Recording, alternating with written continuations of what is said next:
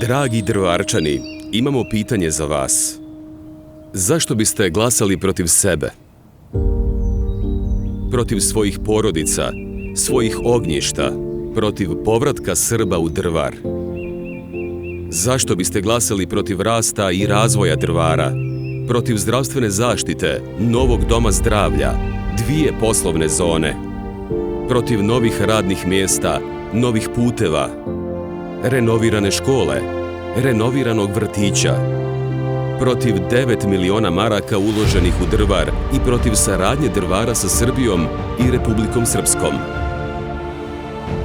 Zašto biste glasali protiv onih koji su tu sa vama, uz vas, onih koji vraćaju Srbe u Drvar? Uradili smo mnogo. Drvar je sa nama rastao i razvijao se. Istim putem nastavljamo i dalje. Zato, Drvarčani, nemojte glasati protiv sebe i svog grada. Glasajte protiv opoziva. 8. maja zaokružite protiv. SNSD.